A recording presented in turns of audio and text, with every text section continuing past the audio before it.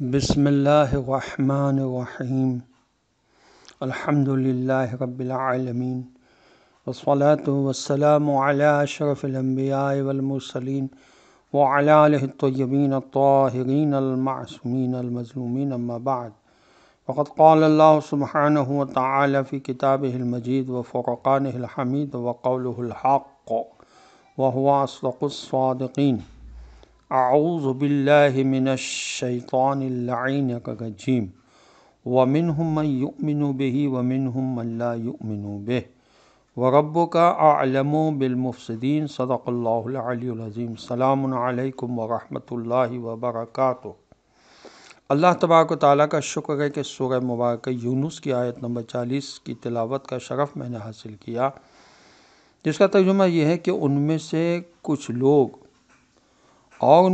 لوگ تو ایمان لا کر حق کو مان لیں گے اور کچھ نہ مانیں گے، اور تیرا پالنے والا مالک ایسے فسادیوں کو خوب اچھی طرح سے جانتا ہے۔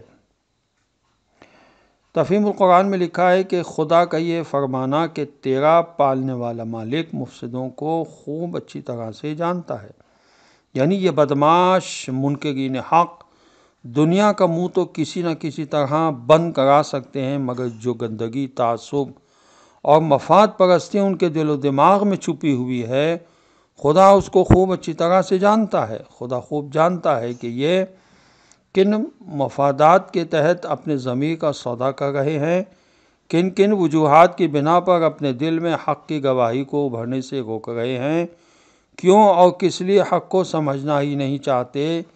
یہ لوگ اپنی کن کن خواہشوں، رغبتوں اور دلچسپیوں کے غلام بنے ہوئے ہیں۔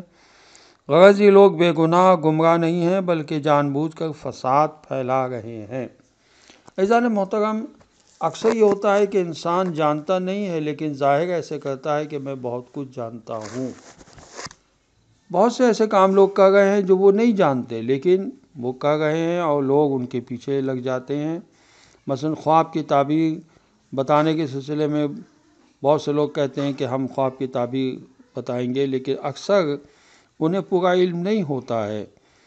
حضرت رسول خدا صلی اللہ علیہ وسلم کی حدیث ہے کنز المال میں، جس کا نمبر ہے 41,392 کہ جب تم میں کوئی شخص اچھا خواب دیکھے تو اس کی تعبیر بھی بیان کرے اور اسے دوسروں کو بھی بتائے، اور جب کوئی برا خواب دیکھے تو نہ تو اس کی تعبیر بیان کرے اور نہ ہی دوسروں کو بتائے۔ حضرت رسول خدا صلی اللہ علیہ وسلم کی کنز المال ہی میں حدیث ہے، جس کا نمبر 41,390 کہ جب تک خواب کی تعبیر بیان نہ کر دی جائے اس وقت تک وہ انسان کے سر پر محو پرواز رہتا ہے، اور جب اس کی تعبیر بیان ہو جائے تو وہ واقع ہو کر رہتا ہے، بس اسے کسی دوست اور صاحب رائے کے علاوہ کسی اور کے سامنے بیان نہ کرے۔ یعنی ہر ایک سے خواب نہیں بیان کرنا چاہیے۔ رسول خدا صلی اللہ علیہ وسلم کی حدیث ہے بحار الانوار کی جلد 61 صفحہ 174 پر کہ خواب کو صرف ایسے مومن ہی کے سامنے بیان کرو جو حسد اور برائی سے پاک ہو۔ بڑی مشکل شرط ہے یہ۔ کنز المال میں حدیث ہے رسول اکرم صلی اللہ علیہ وسلم کی، جس کا نمبر 41,395۔ اللہ کے رسول صلی اللہ علیہ وسلم فرماتے ہیں کہ خواب کو صرف عالم یا خیر خواہ انسان کے علاوہ کسی کے سامنے بیان نہ کرو۔ ہم ہر ایک کو بتانا شروع کر دیتے ہیں، آج ہم نے یہ خواب دیکھا۔ سوال یہ ہے کہ خواب کہاں سے آتے ہیں؟ ابو بصیر کہتے ہیں کہ میں نے حضرت امام جعفر صادق علیہ السلام کی خدمت میں عرض کیا، میں آپ علیہ السلام کے قربان جاؤں، سچے اور جھوٹے خوابوں کا مخرج تو ایک ہی ہوتا ہے، تو پھر ان میں فرق کیسا؟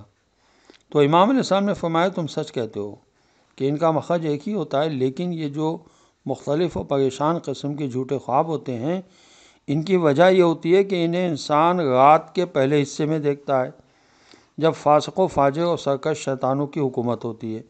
یہ انسانی خیالات ہوتے ہیں جو جھوٹے اور پریشان قسم کے ہوتے ہیں، ان میں کسی قسم کی بھلائی نہیں ہوتی۔ سچے خواب وہ ہوتے ہیں جنہیں انسان رات کی 2/3 گزر جانے کے بعد دیکھتا ہے، جب ملائکہ اترتے ہوئے ہوتے ہیں، یہ وقت سحر سے پہلے ہوتا ہے۔ ایسے خواب سچے ہوتے ہیں۔ مختلف و پریشان قسم کے نہیں ہوتے انشاءاللہ۔ ہاں البتہ اگر انسان جنب کی حالت میں ہو یا بغیر وضو سو جائے یا خدا کو حقیقی طور پر یاد کر کے نہ سوئے تو ایسے خواب مختلف و پریشان قسم کے ہوتے ہیں اور دیکھنے والے پر دیر سے ظاہر ہوتے ہیں۔